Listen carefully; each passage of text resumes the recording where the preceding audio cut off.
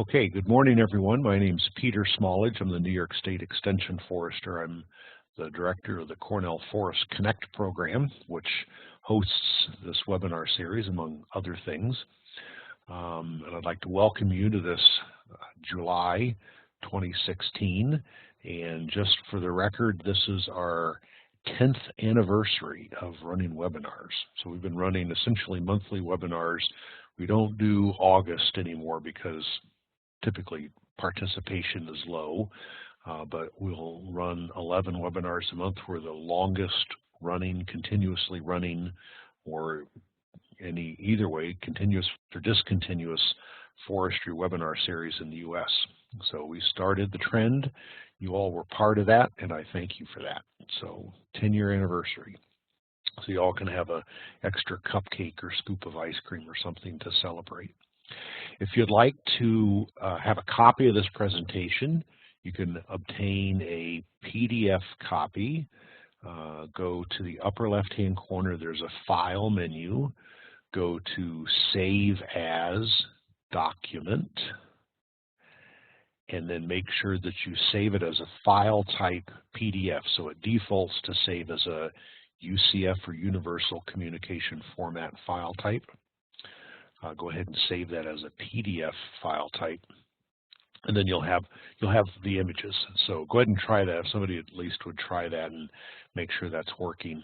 I think I've set it up so that that should work for everyone. And then you have, there's nothing magical in here per se, but in case you want a copy of some of these pictures or the text, you'll have it available.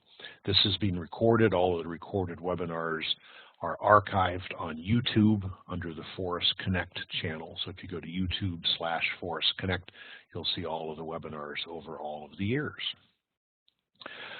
Okay, so let's get started. So this is, we're going to be talking about timber harvesting and timber sale contracts. And oftentimes there is,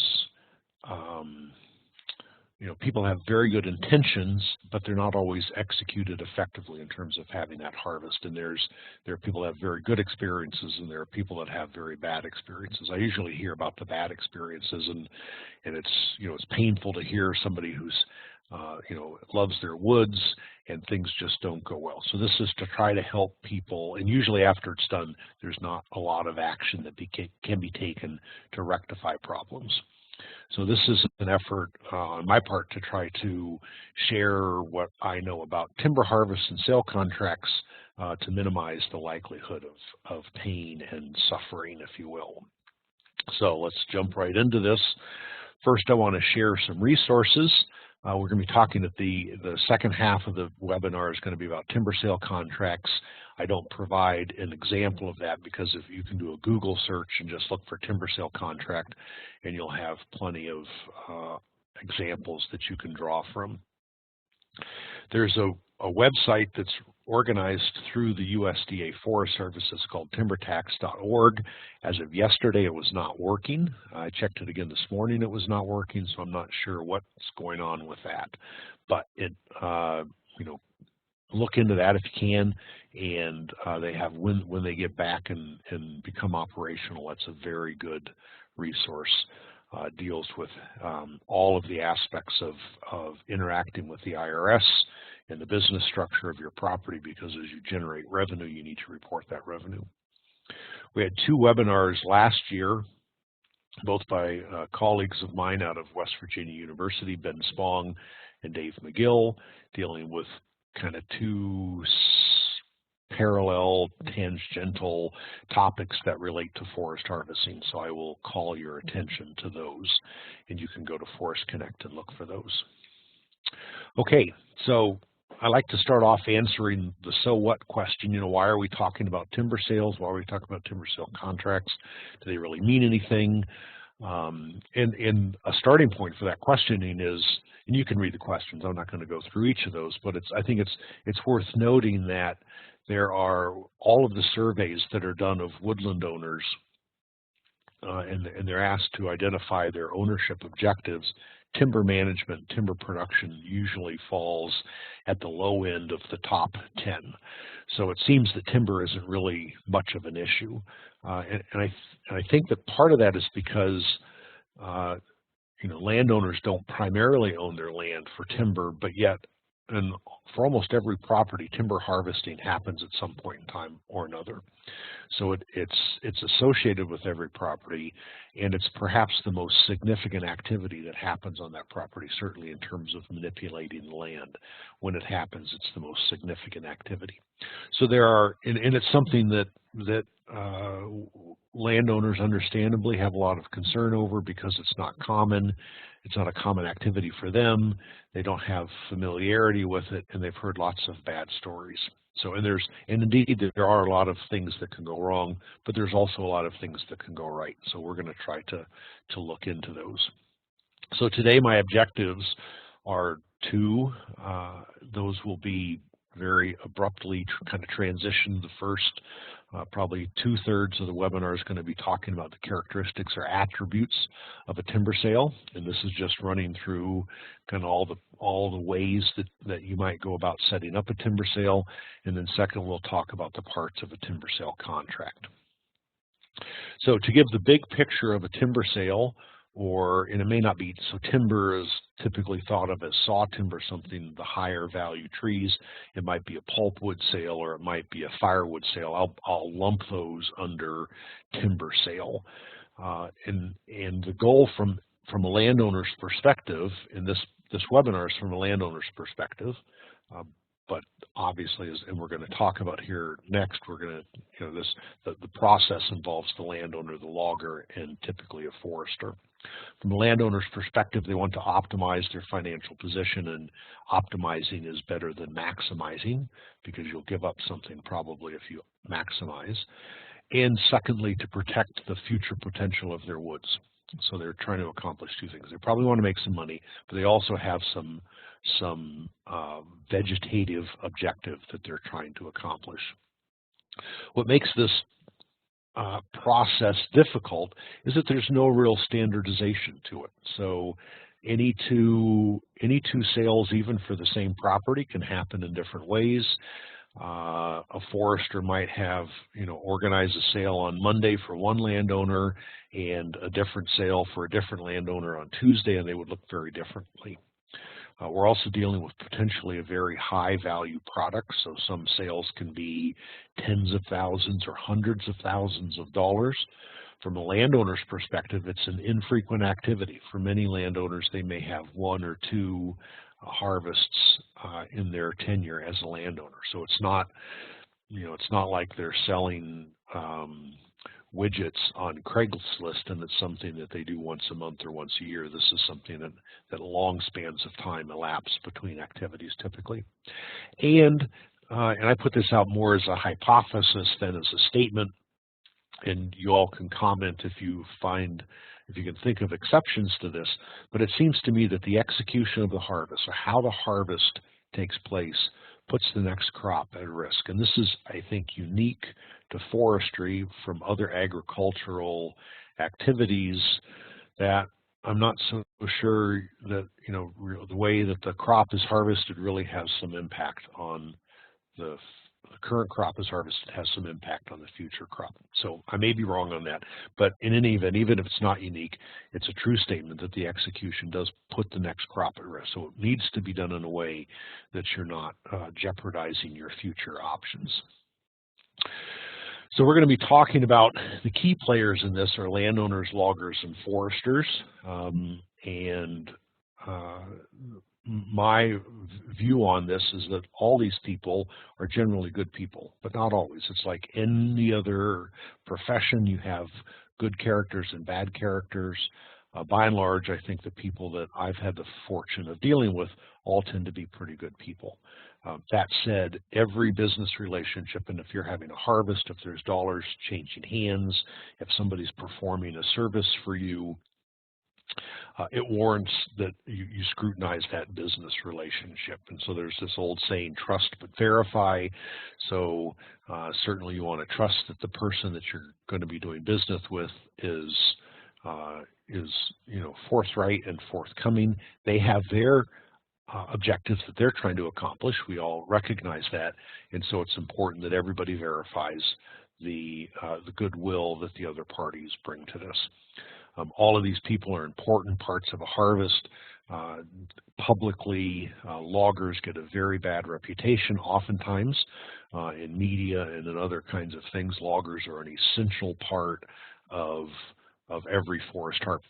Obviously, forest harvesting doesn't happen without loggers. I've had the good fortune to work with some really, really good loggers, and I appreciate them, and a minority of loggers who've caused me some frustration. But that's like any other profession, right? I've had dentists that I like, and I've had dentists that I don't like, and plumbers that I like, and plumbers that I don't like. So there's nothing unique here, but communication is going to be the key piece of this. Okay, so why do landowners need to be concerned about this? Let's say a landowner's thinking about harvesting some trees, and we'll talk about why they might want to harvest trees and why they might not want to harvest trees, why they might want to harvest trees, and what could go wrong. And we'll answer these questions or address these concerns in the process of the webinar. The common concern of landowners is that that the sale value, so how much money they generate, is going to be less than the actual value. So they have a crop, they're selling it, they don't know what the value of that crop is. And on top of that, they also, as we'll see in a few minutes, they don't know the cost of harvesting that crop. So it's hard for them to gauge whether or not essentially they're being taken advantage of. So we'll talk about how they can avoid that. They may, if they're thinking about it a little bit further, they have a management plan and they're thinking about the future of their woods. They're concerned that the harvesting may not accomplish some goal that they have. They might want to increase the growth of the residual trees. They may want to create wildlife habitat. They may want to have recreational trails. Whatever it might be, they're worried that the harvesting isn't going to accomplish that. And then the third reason, and these are kind of the ecological concerns, are damage to the residual stand, the residual trees, and the resource. And the picture illustrates a harvest that took place during the spring when the bark was loose, so to speak, on the trees, and it was done with a machine that was probably bigger than was necessary, and there was a fair amount of damage, extensive damage to trees throughout this harvest area.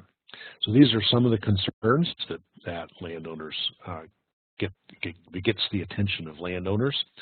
On the kind of legal side, if you will, there are legal implications, and these are the legal implications bullet deals mostly with state and local concerns. In some states, there's a pre-harvest notification. For those of you from New York, you should know that there's currently discussion, a proposal that there will be pre-harvest notification in New York. And if you have concerns about that, you should contact your elected officials and let them know. For those, and I say 480A, that's generically, that's the New York State forest tax law. And other states have forest tax laws as well that are called different things. So harvesting, if that's happening, needs to be coincident or needs to be consistent with the prescriptions and work schedules in those forest tax law management plans. In some areas, there's a yield tax that you need to pay attention to. So if you harvest timber, you need to pay a yield. In some states, there are inspections for best management practices. There may be municipal bonds that need to be filed and things like that. So there are legalities that are not trivial that landowners need to make sure either the landowner's taken care of or somebody else involved with the harvesting process needs to be taken care of. At the federal level, the IRS gets involved because it's a revenue generating event. And so the landowner may have an opportunity to obtain capital gains treatment on the timber that's being sold. They may not, depending upon how the sale is set up. They will be depleting their basis if they've calculated the basis, and that's one way to reduce your tax liability, is if you can deplete your basis. There are going to be costs associated with administering the sale. Those can be deducted also from your revenue. And then depending upon what product is sold or what is sold, if you're selling standing timber versus logs, that changes the nature of your relationship with the IRS. So these are all things to be considered. Bill Hoover has a two-page handout that gives a very good kind of overview of some of these IRS implications. Bill Hoover is the forest tax specialist at Purdue University, and I've posted the URL that you can check out. So these are some concerns that need to be, these are things that landowners need to be alert to as they're planning for and anticipating having some kind of a sale. So why should you cut trees? I'm of the opinion that you would only cut trees because you're trying to advance some ownership objectives. It's not something you do just because you can do it. You would need to answer the question, why would you want to do that? And part of that answer to why would you want to do that is because the harvest in some way supports an ownership objective. Another way of saying that is that harvesting is a tool. It's a means to an end. Typically, you would not see an ownership objective that you own land to harvest trees. You may own land to generate money through harvesting trees. You may own land to produce different types of wildlife habitat through harvesting trees. But the harvesting of trees is a step towards some end goal. And then the cutting would ideally be initiated by the landowner. I put the landowner in quotes because it may be that the landowner is working through a forester, and the forester's keeping track of kind of what's happening on the land, either because of periodic inventories or because of scheduling, and the forester may initiate communication with the landowner to suggest the potential for an opportunity for a harvest. So Carl asked a question, wants me to list some typical ownership objectives. So it may be that an owner wants to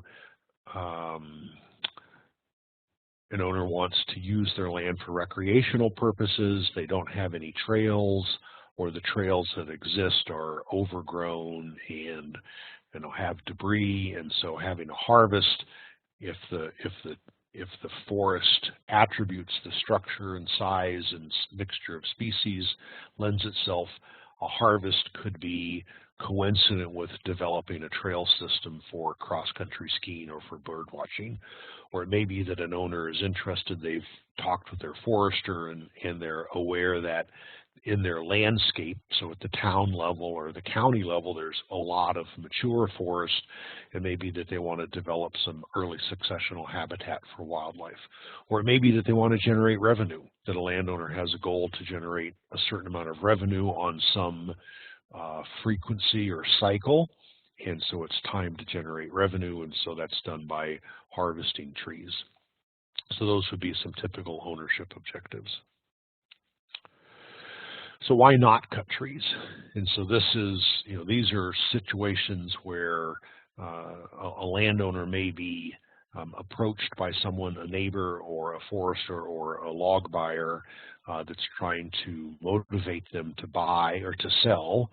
And so if you're seeing these kind of play out, then these are things that are not good justifications in and of themselves. And they fall into two categories: fear and temptation. So on the fear side, the buyer says, well, I'm in the area and I don't know when I'm going to come back, and so if you don't, it's either sell it now or you won't be able to sell it in the future. Or somebody says your trees are over-mature.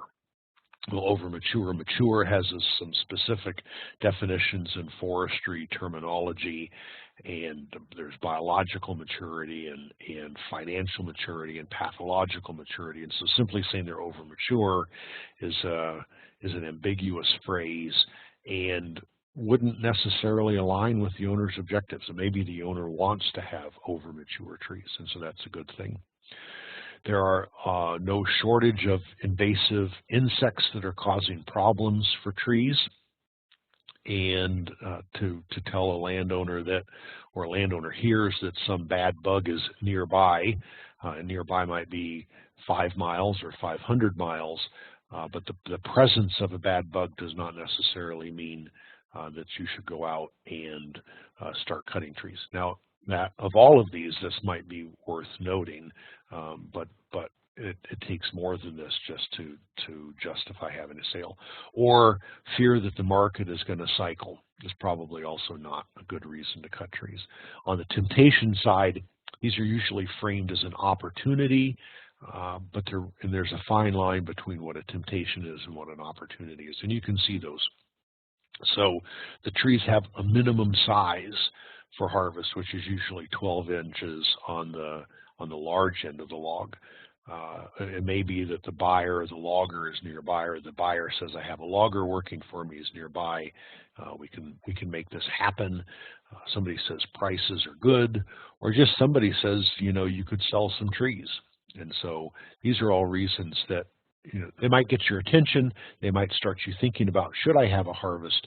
But in and of themselves, they're not sufficient to warrant the starting or the onset of a harvest. So who's going to be involved? And what role do they typically play? So the landowner's going to be involved, and the landowner obviously provides access to the property. And the landowner, and we'll see this a couple of times as we go forward, it's essential that the landowner can articulate all of their objectives. And landowners should really be landowners. So it may be spouses that own property, and if one of the spouses says, let's have a harvest, and talks to the forester or the logger, that landowner needs to make sure that their spouse or their partner, they own it with their brother, they own it with their cousin, or they own it with their father or their children. All of those owners have articulated their objectives. You don't want to get into the middle of a harvest and then have an owner show up and say, wait, this isn't what I had envisioned. So these are all things that are better dealt with before the harvest than during or after the harvest. Loggers play an essential function of having the training and the skills to be able to cut the trees down, to fell the trees, buck them, or skid them and then buck them typically. So move the logs, cut them into merchantable length, load them onto trucks, and then haul those to whatever mill is going to be buying those logs. The forester should be working with the landowner's objectives, so knowing that the landowner's interested in wildlife or recreational access or revenue or whatever it is, and then developing a prescription or what's a marking guide, so which trees are cut and which trees are left. That's the prescription, and that prescription should align with the owner's objectives. Right? If the owner's interested in nut trees to feed turkeys and deer, then the prescription should not be cutting all of the oak and the hickory trees. It might be cutting some of them, but there would be presumably a rationale for those. And then finally, and increasingly, we see that the public has potentially involvement in these harvests. There's an implicit social license that the public feels. They're concerned about. They see a forested landscape. They drive by a ridge every day when they go to work, and that ridge is forested. And then one day they drive by and there's been a clear cut, and they feel affronted by that. They lose sight of the fact that this is private property, and that property is protected under the rights of private property owners, but yet they can still cause a great deal of backlash in the local community for what they perceive as a taking of their non-property, I don't want to say rights, their non-property sensitivities. So from that can emanate state or at least municipal ordinances, and that's happened at least in New York, and I'm sure it's happened in other states where local townships develop ordinances that attempt to regulate the practice of forestry. So landowners and foresters and loggers, I think, are familiar with this because they deal with it on a regular basis, maybe less so landowners, but these are all the concern, the risk of developing some kind of a problem is something that all of the other players need to be alert to. So what's specifically the landowner's role? The landowner should select a forester. The landowner should describe their desired outcome and any restrictions that they have, any concerns that they have.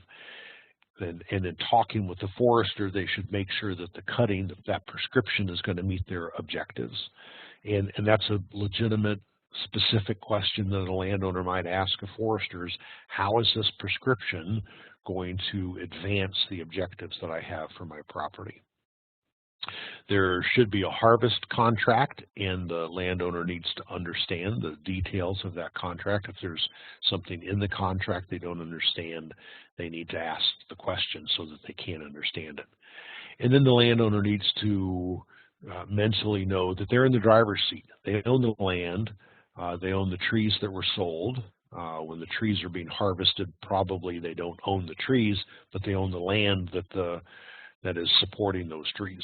So they're very much in a position of control. It may be that they work through their forester as the agent. The forester is the agent of the landowner, but it's ultimately the landowner who is in control. The forester's role, and I'm framing this from the landowner's perspective, and I'll explain why that is the case here in just a second. Ultimately, the forester's role from the landowner's perspective is the landowner is looking that this is somebody that's going to represent the interests of the landowner and the land.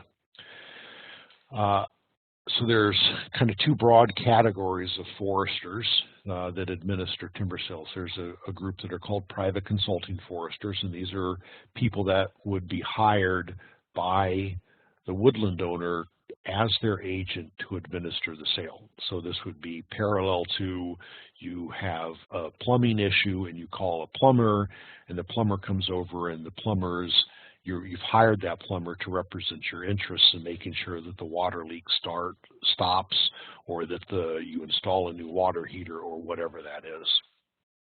There's another category of foresters that are called industrial foresters, and these are foresters that work for a mill, and they will, those foresters are paid by the mill, and their primary obligation may be to the mill. Now, they can provide a very important service and do a good job of helping the landowner, but the landowner needs to know whether the primary allegiance of the forester is to the landowner, as the agent of the landowner, or if the forester's primarily working in support of the mill, but is working with and helping the landowner. So that the landowner needs to make that designation. So with that kind of as a backdrop or a baseline, foresters can provide a la carte any number of services. And the landowner and the forester need to discuss what it is the landowner wants the forester to provide. And the forester should be forthcoming in offering services that are going to be of use, and explaining why some services might be more important than other services. And this is where we start to see some of the non-standardization of a timber sale, is depending upon the specifics of the sale. A forester may or may not be warranted or appropriate for a forester to provide some or all of these services. So, but some of these include inventorying the resources. So how many trees are there? What species of trees are there? What sizes of trees are there? How do those sizes relate to the ownership objectives? The forester might mark the boundaries of the sale so that the cutting does not, so the logger knows the boundaries of where there are going to be trees that are marked for harvesting.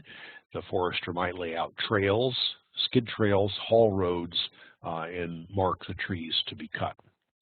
The forester might develop and distribute what's called a prospectus, which is a summary of what's being sold. So it would be the number of trees, the sizes of trees, the volume in trees, the products, whether it's a saw timber product or whether it's a fuel wood or pulpwood or low value product. That's all written up. Foresters that administer timber sales have standard templates for the prospectus that they could show as an example to the landowner. The forester might send those, that's to distribute, send those prospectus, a copy of the prospectus to potential buyers, solicit bids, and advise the landowner on the value of the bid and the bidders and the reputation of the people that are bidding on that sale. Or as we'll see in a minute, it may be that there's, for one reason or another, there's a very select group or maybe just a single buyer that might be appropriate for a given sale, and so the forester would work on behalf of the landowner to negotiate that sale. Once the harvest starts, the logger would administer it, make sure that the logger knows the boundaries, that the logger knows where skid trails are, supervises the sale, things like that. And then after the harvest is done, inspect the sale, return the performance bond, after the forester has inspected it and making sure that the terms of the contract have been fulfilled. So these are the kinds of things that a forester might do. How is a harvest initiated? The three best ways, if you will, is that an owner's looking around, they've been thinking about it, they're looking at their calendar, they've looked at their management plan, and the management plan says inspect the section of the woods in 2016, and potentially there could be a harvest in 2017, something like that. So the owner's monitoring their management plan that has a work schedule. Or it could be that the forester is doing that, and the forester has a series of clients, and they have, every year they have a list of clients that they want to contact, and so that happens. Or it could be that a buyer contacts an owner who says, thanks, let me check with my forester and I'll get back to you. There are also what I'll label as unsolicited and unguided. This is where a buyer contacts the owner and the owner just works directly with the buyer. That happens fairly commonly. It's not that that's not a certainty that it would be unfavorable for the owner, but this is a case where the owner doesn't have somebody that's representing their interest. And that can also really start to turn south if the buyer contacts the owner. This is a kind of a timber broker strategy where the buyer contacts an owner, buys the trees, and then resells that contract to someone else that the owner doesn't have any relationship with. Okay, there's some questions coming in. Let's see. Phil says, hi Phil, is there value for hemlock under 12 inches diameter with specifics to hemlock and maple? How long can felled trees remain in place before they lose value? So we're going to talk a little bit about the value of the sale here in a few minutes. I would say just off the cuff that there is very low value to hemlock under 12 inches in diameter. So the question is whether this is a case where maybe you have a species that, or you have an ownership objective that would benefit from removing that hemlock, that small diameter hemlock, and if you could get somebody to take it for free, or you don't have to pay them, then that might be in your best interest. So, and I'm not going to be able to give any more details on that, but we'll look at some general factors that influence the value of trees. How long can trees remain, I'm assuming, felled before they lose value? It depends, and it depends on what their product is going to be. So hemlock is probably going to be for pulp or maybe for locally sawn dimension lumber. That's got a bit more longevity than maple does. If maple's going to go out for high value products, that's going to have to be utilized very quickly. If you want maple for firewood, it can probably sit on the ground for a year or two and not lose much value. Martin says, would you recommend the owner retains performance bond or release after inspection of this common practice? My sense is that most harvests, the forester retains the performance bond, and then the forester has an escrow account or something like that, and works with the landowner to advise them that it's time to release the performance bond. Carl, we're going to talk about contracts in a minute. Norm has a reaction to Phil's question. Good. And then there's a question, what's the percentage of timber sale for the forester and what does it include for services? So we're not going to, the question there is in terms of payment. This presentation isn't really about payment types for foresters. We'll get into that a little bit. And so we'll hold that and we'll come back to it. Okay, moving right along. So the moral of this story here, of this is that there's a lot of ways that a landowner might be prompted to think about and ask the question, is it time for a harvest? However that happens, the forest owner, because most owners are not knowledgeable about the details of how to manage their forest to achieve specific outcomes, is best served to work then with a forester and ensure that that forester is looking out for the interests of the owner. Okay, so that's kind of a jumping off point for the phone calls and the emails that I get every year, and I get several a year from landowners who have entered into some kind of a harvest, and the harvest is either in process or it's after the harvest, and there's a great deal of angst and pain, and I feel for them. And so how do these situations develop? And I've tried to, this is not this is just based on my experience and in conversations with forest owners, woodland owners, and foresters, and just kind of thinking about how these things happen. And I think the overarching problems develop because of a lack of communication and too many assumptions. And so let's just work through some of these. So the landowner the forester doesn't read the mind of the landowner, and the logger doesn't read the mind of the landowner. The landowner has to fully articulate what they have of objectives and provide a vision for the outcome. So unless the landowner has a vision of being able to stand waist deep in skidder ruts, they need to talk about, I want trails that I can ride my mountain bike on, or I want trails that I can go walking on with my 5-year-old granddaughter, or whatever it might be. So they need to kind of help the forester and the logger create that vision.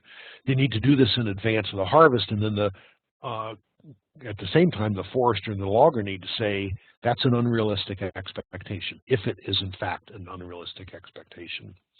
And then, and it's better to have that realization before this happens than after it happens. So another source of angst, if there's no contract, there's no written contract, and that happens, I'm an advocate that there should be some kind of a contract between the forester and the owner, as well as between the logger or the buyer and the owner, so the buyer is not always the logger. And the contract terms need to be complete, right? This takes time. It takes effort, and it's sometimes not always easy to develop these contract terms, and people on all parties have kind of realignments of what they're wanting and hoping for, but it's way easier to deal with these before the harvest than after the harvest. The landowner needs to adequately vet the forester and the logger. Sometimes if the buyer is not the logger, then the role of the forester is that much more important to make sure that the terms of the contract are satisfied by the logger. Some landowners are not familiar with what logging looks like, and logging is a very invasive process. It can be, depending upon what's happening. Landowners should belong to their local forest owner association, and they should go on woods walks, or the forester, if they are working with a client that's not familiar with logging, would be in their best interest to take them to a recent job site and show them maybe an active harvest as well as what a harvest looks like 1 year later, so that the landowner can kind of get a mental image of what they can expect. And then finally, sometimes, loggers, landowners, foresters fail to mention something, a concern or a limitation or a barrier that's really important to the overall process, and so that can also lead to problems. So how do we reduce this? You kind of invert those. Make sure that the landowner needs to have a written and current management plan, and that management plan can be used, maybe have been developed by the forester, can be used by the forester to make sure that the prescription and the details of executing the harvest are going to play out. The landowner needs to interview the forester and talk to references. Make sure that there's a lot of good foresters, but the foresters don't always have the skills or the types of experiences that will match with or align with the objectives of the landowner.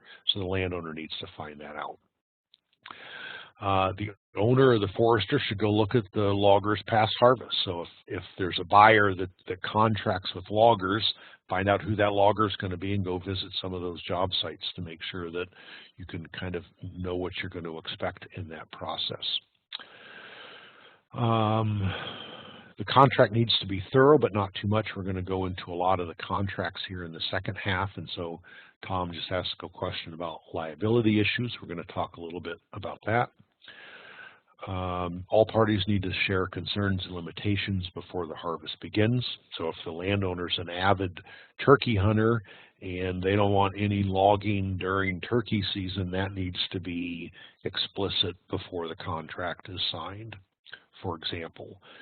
Or if we had a harvest on one of the Cornell properties, the Arnott Forest where I'm director, and we had a logger in there that had a very big piece of equipment that was very expensive, and he basically said, you know, once we get started, he doesn't want to stop. You know, if it gets, you know, if we get some rain or whatever, he wants to keep moving. This was a site that allowed for that, and so we were willing to make that concession. But if a landowner has areas that are soft soils and the logger's saying that, you know, the logging's going to happen no matter what, then that needs to be discussed. It's better to discuss that before the equipment shows up than after the equipment shows up. And then the more time that a landowner can spend in the woods with the forester and the logger, the better, because it gives the landowner a chance to understand what obstacles foresters and loggers have to deal with, and it gets the forester and the logger a chance to understand what the landowner is really trying to get out of the process. So that's that last bullet, I think, cannot be overstated. Okay, so let's get into more of the nitty-gritty. So what's the payment? How does payment happen? And maybe payment option isn't really the right way to frame this. So this is just a summary slide. We're going to look at each of these. We'll talk about lump sum sales. We'll talk about negotiated sales, and then sales on shares.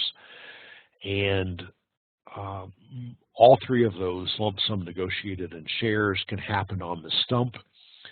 The other option is that landowners can sell roadside. That's not recommended, and we'll talk about that. So what is a lump sum sale? How does this play out? This is a case where the trees are identified, and I'll say usually marked. You could imagine a situation where you have a lot of low value wood, and it may be that it's a mixture of aspen and oak, and the sale is for the aspen, and so the boundaries of the sale are marked, but because of the low value of the aspen, the contract simply reads that all aspen inside the sale boundary is part of the sale. So the trees are identified, they may or may not be marked. What's important is that there's some volume that's estimated of wood, board feet or tons or whatever, that typically is put out to bid, but not always. It may be a negotiated sale, but there's an agreement to the price for the trees that are identified. That's agreed by all parties, and that payment, here's the key part of this, is the payment is received prior to the start of harvest. So it's a lump sum, it's the full value of the sale is provided to the landowner before the equipment arrives. So the landowner has sold the trees, the landowner owns the dirt that's under the trees, but the trees above stump height belong to the buyer.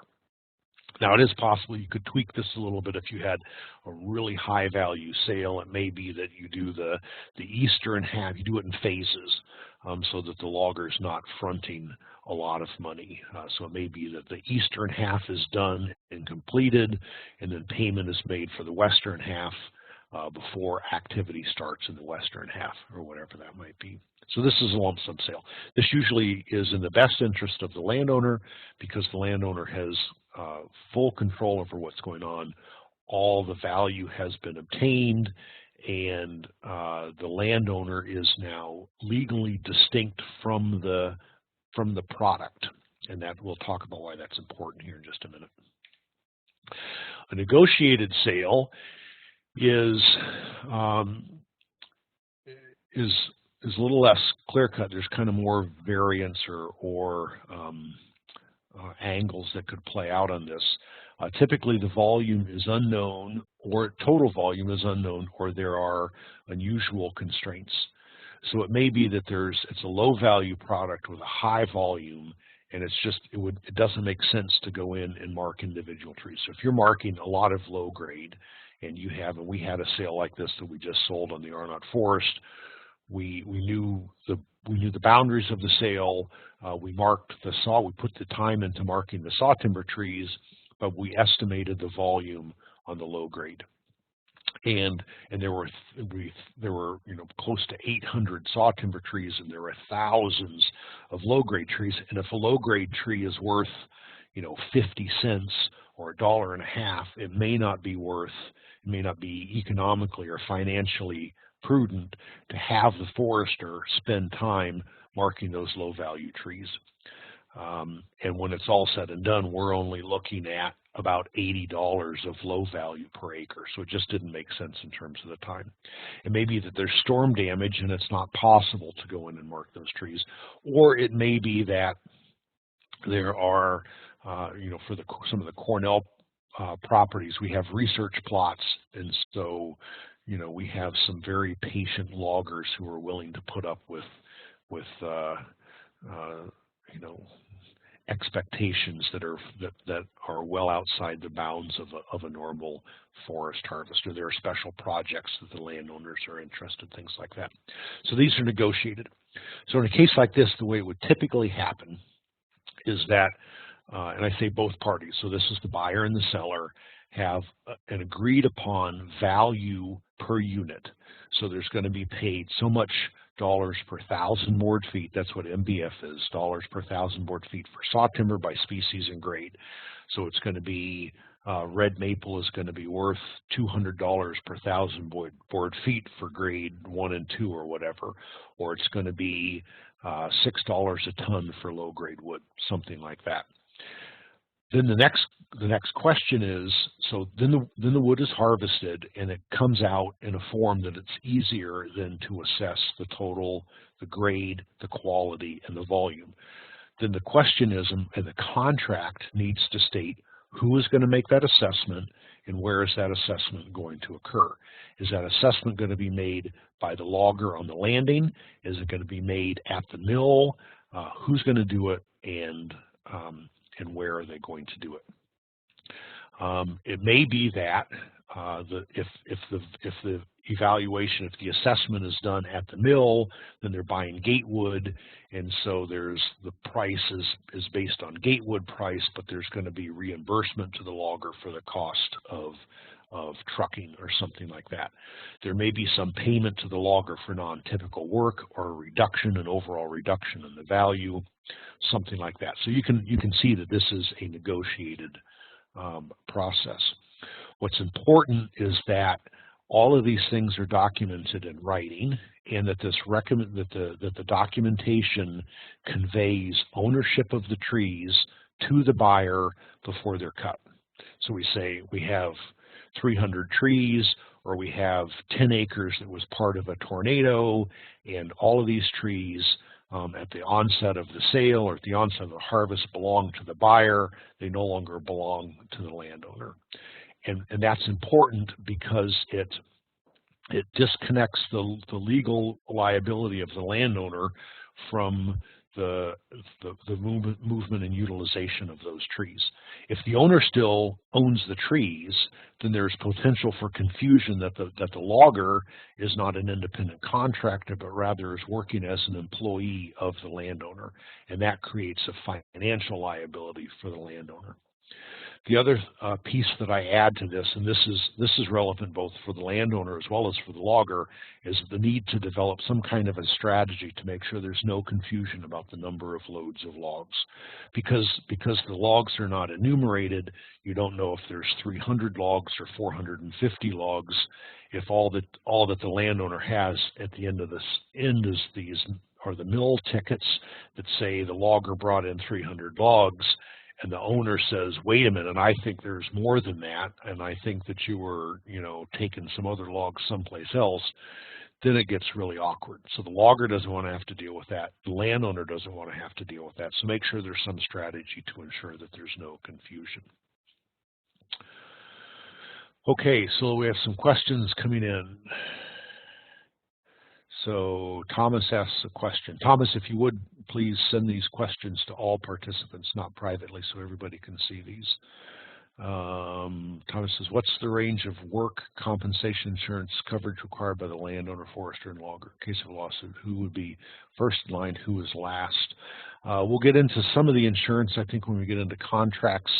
The contract needs to, all of like the Cornell contracts, the logger is required to provide proof of workers' compensation insurance unless they're a sole proprietor, and the logger also provides liability insurance, which lists Cornell University as an additional insured. So Cornell University is a private landowner, so a landowner might also have the logger provide. The insurance company sends the landowner a certificate of liability insurance, and also the logger provides proof that they have workers' compensation insurance. So Murray asks if there are benefits and downside to conducting a prepaid sale. That would be the lump sum sale. So the benefit is that the landowner has obtained all value, and the pace at which the harvest happens, and we're going to see this in just a minute, the pace at which the harvest happens is independent of the landowner already having that value. The downside is that you need to have a sale that's sufficiently attractive that a logger is going to want to plunk down whatever that value is in advance of the sale. So there's some, that's an extra effort on the part of the logger. And like on some of the Cornell properties, when we've been trying to do completely low value sales, there's not much to entice loggers to be involved in that. So we oftentimes on Cornell properties will do negotiated sales, either because it's very low value or because we have a lot of research activity that complicates the logging process. Okay, the third type of sale, if you will, is what's called shares or percentages. And I'll start by saying, asking the question almost tongue-in-cheek, is there a good reason for landowners to do this? I have yet to see that there's any good reason for landowners to do this, so I'll just let you know right off the bat. I think that this almost always works to the detriment of the landowner. Part of this is because, from a liability perspective, so the way selling on shares works is a buyer comes to the landowner and says, I'll buy your trees, and we'll do this 50-50 or 60-40 or 40-60 or 30-70. Whatever the percentages are, the buyer gets a percentage and the landowner gets a percentage. What that means is that percentage isn't executed until the logs are sold to the mill. So when those logs are loaded on the truck, the logs still belong, in part at least, to the owner. So when that log truck goes down the driveway and some terrible accident happens and some kid is hit or some little old lady is hit by a log truck, the owner is still, those logs belong to the landowner. And so that, in terms of, there was a question about, is there what's the liability to the landowner? In a case of working on shares, the landowner still has full liability and would be one of the first on the list of who should I sue, as somebody was asking a question.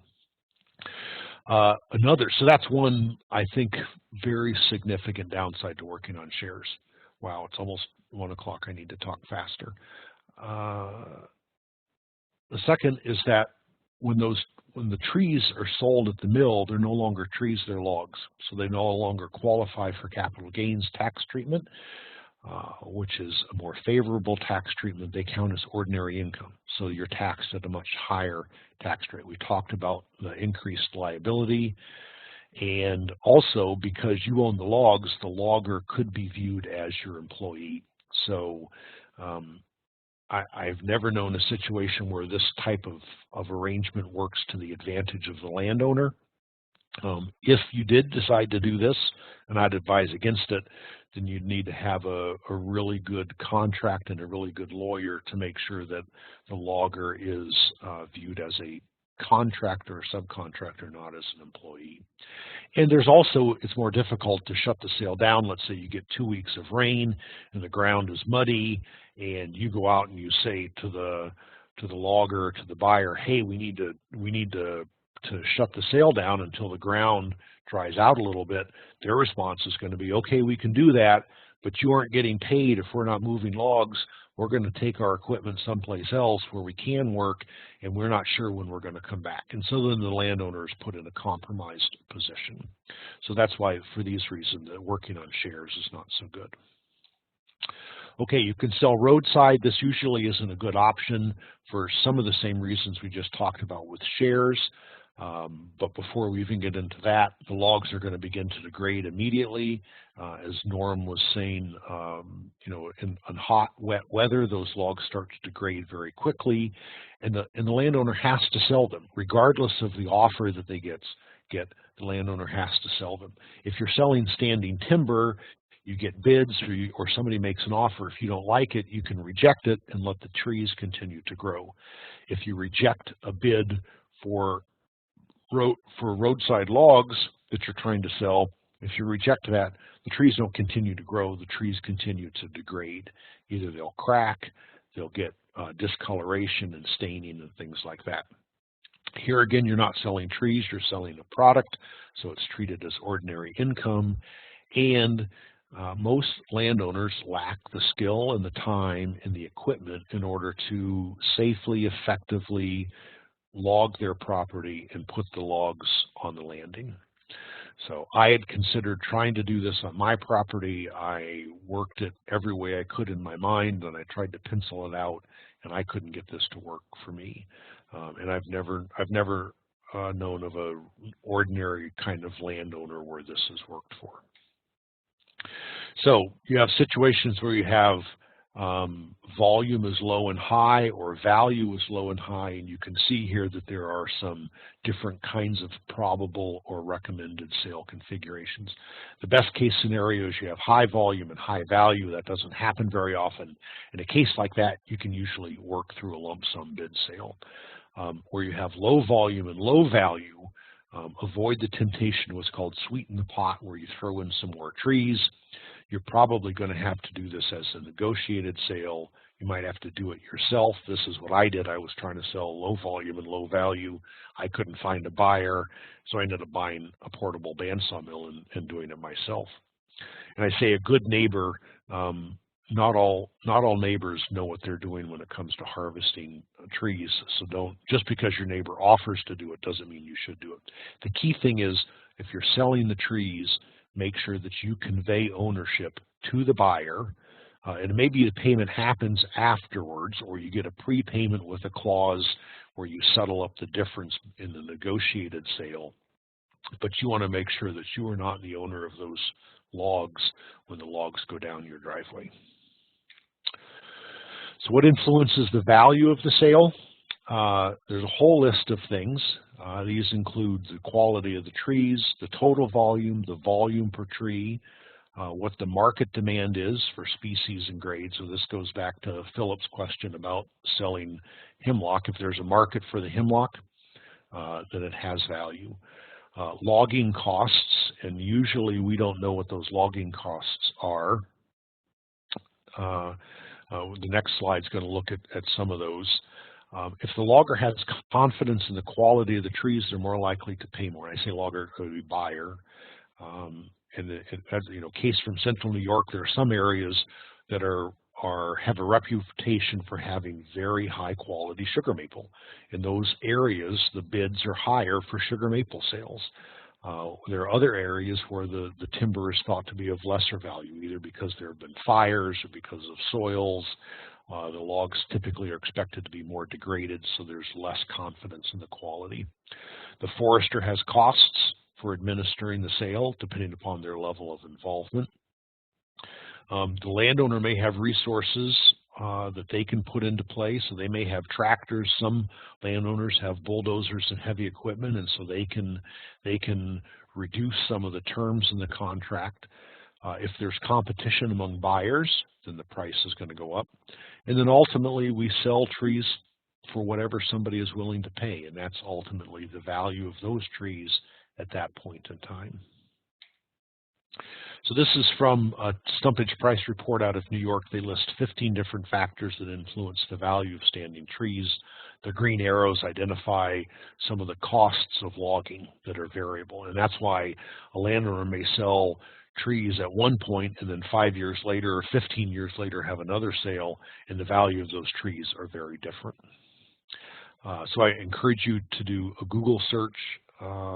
Just look for stumpage price report. You can throw your state name in there and you can get some indication of the values of trees.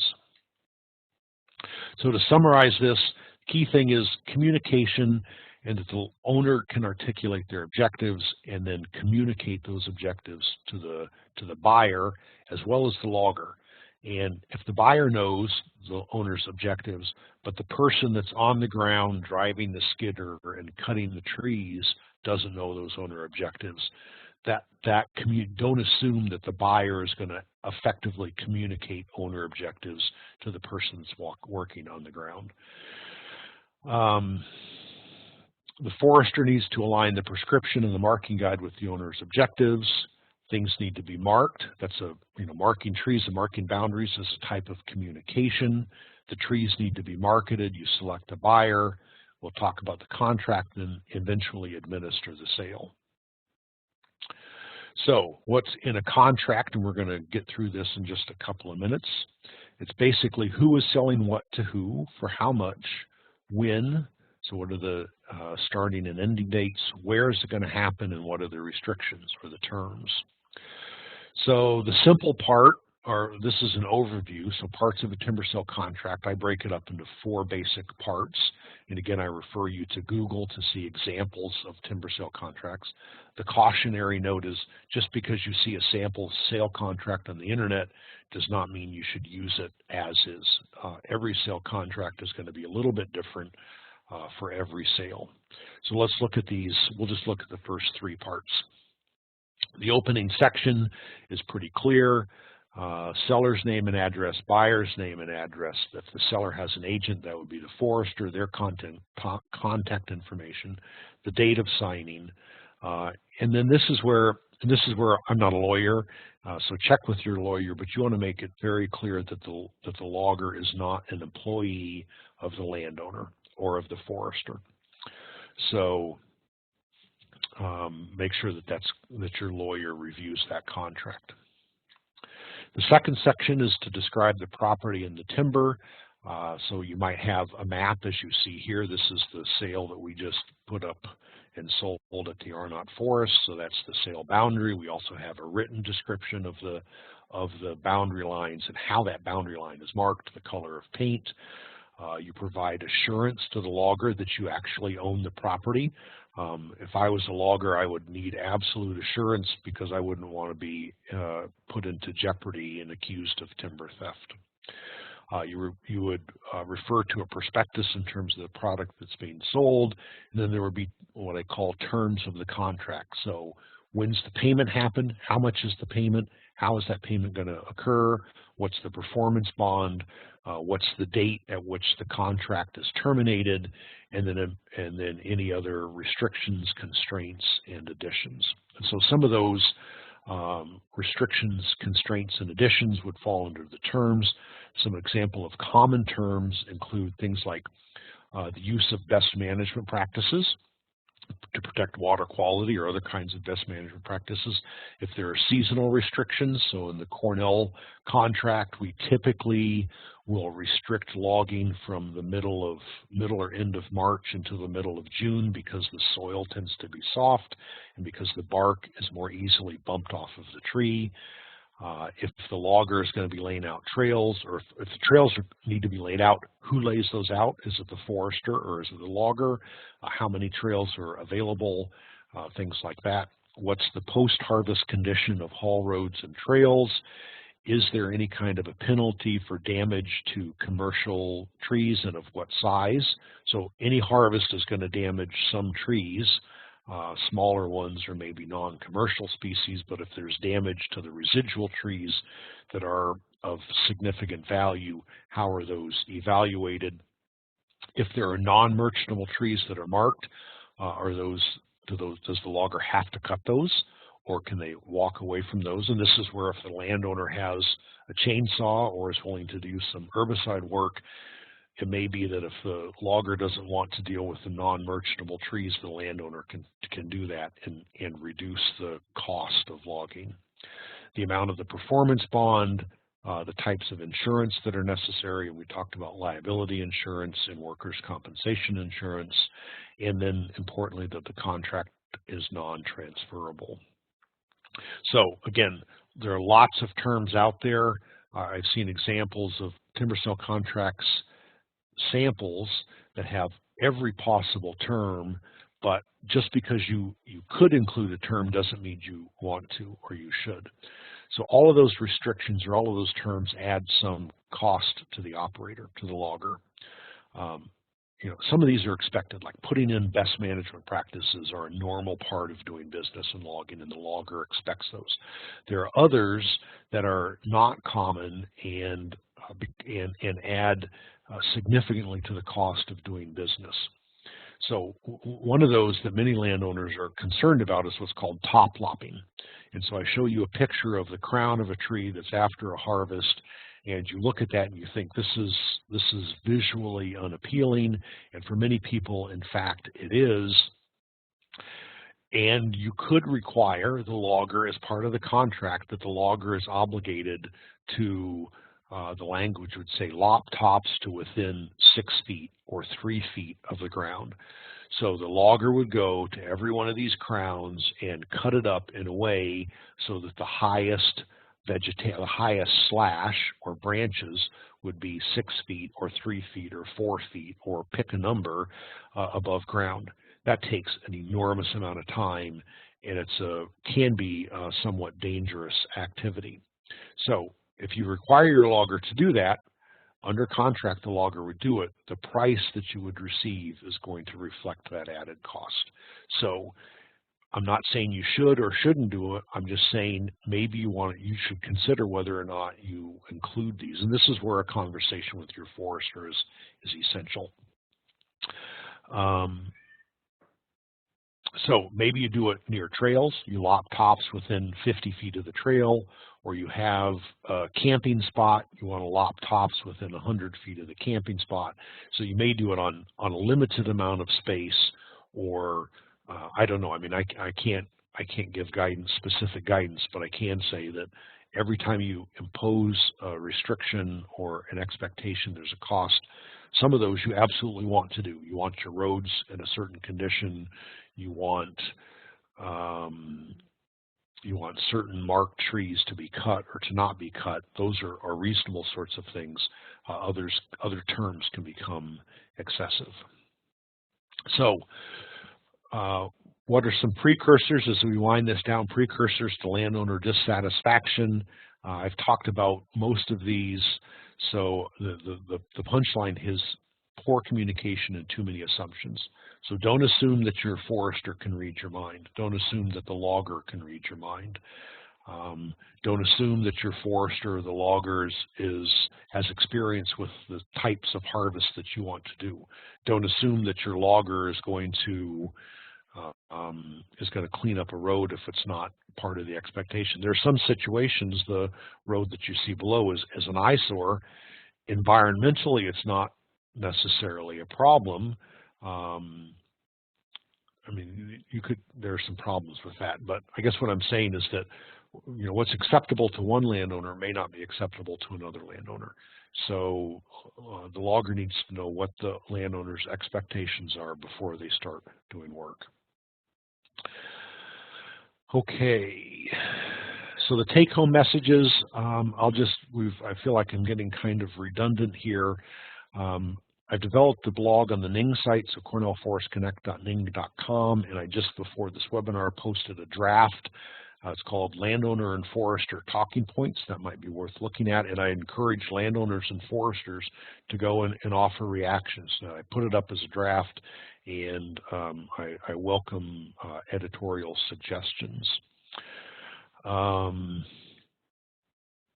And with that, I have one more slide, I guess. Nope, that's it. So with that, we'll take a few questions. So Norm has been offering some inputs to the chat pod, and I'll leave those as they are. I'm assuming there's that looks like it's more commentary than questions.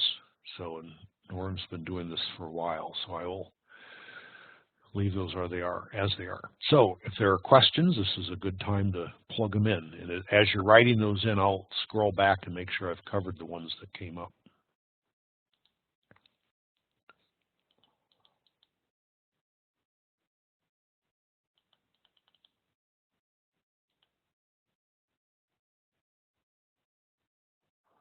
Okay, I think I've answered all the questions so far. Does anybody have other questions?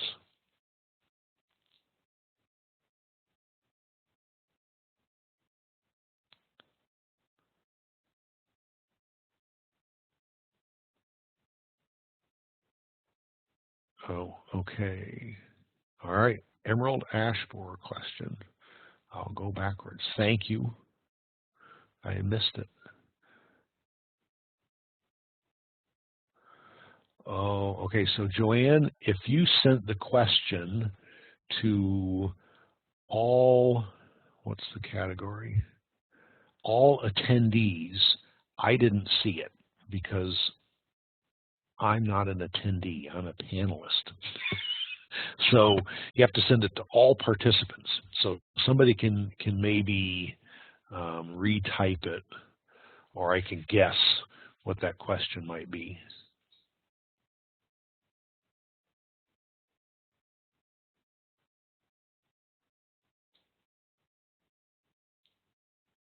All right, thank you. There it is. My interest in tree harvesting comes about because of a small town park with more than 60 ash trees.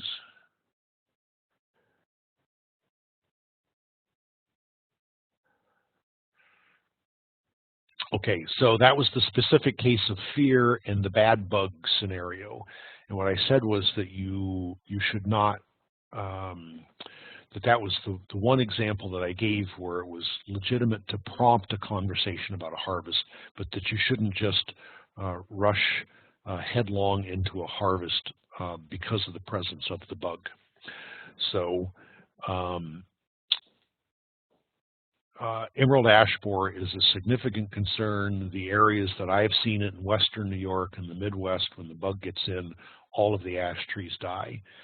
From what I know, the bug is spreading about 2 or 3 miles faster,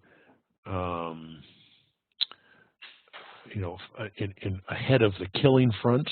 So if by the time you're 5 to 10 miles away from the killing front of the bug, you're pretty much on a trajectory to receive the bug, and those trees are going to die. So, and as Norm points out, ash is a special case. The trees will absolutely die. There's essentially no evidence that the bug is selective in any way, but it attacks all of the ash trees. So So the presence of the bug in the case of emerald ash borer is important because the trees are going to die if you're close. Now, if you're a county away or 100 miles away from the bug, you should be alert to the fact that it's there, and maybe you want to start doing things to silviculturally manipulate your forest to reduce the impact of the bug if it should arrive. But these are complicated kinds of decisions that are made in consultation with your forester. So the concern that usually happens with the bad bug scenario is that a buyer shows up and says, hey, there's bug X or bug Y, and, I can help you pre-salvage the value. And then there are a whole lot of trees that are cut, maybe not even the trees that are impacted by that bad bug. So that's how the fear comes into play. In the case of emerald ash borer is very real. and it's something that warrants attention, especially as the insect gets closer. Now, if you're in an area, which most people I think in the Northeast are in areas where the ash borer is possible, it's time to be thinking about what would happen if ash borer came into this woods, and how is there something we could do in advance of that without just going in and trashing the woods, but strategically limiting the impact of the bug. So hopefully that helps. Good, very good question.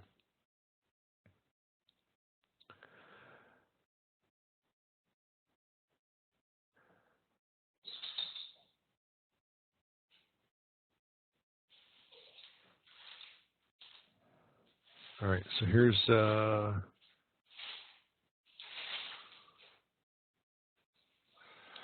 so yeah, there's a comment about the need to make sure that the logs that the landowner needs to disassociate ownership from those logs before they leave the property, even ideally before they leave the stump, because if the owner owns the logs or owns the trees when they're being felled, that may, and I'm not a lawyer, that may create a higher level of liability for the landowner to the logger. So there's already some liability because the logger is working on the property of the landowner. So this is why lawyers get involved with this.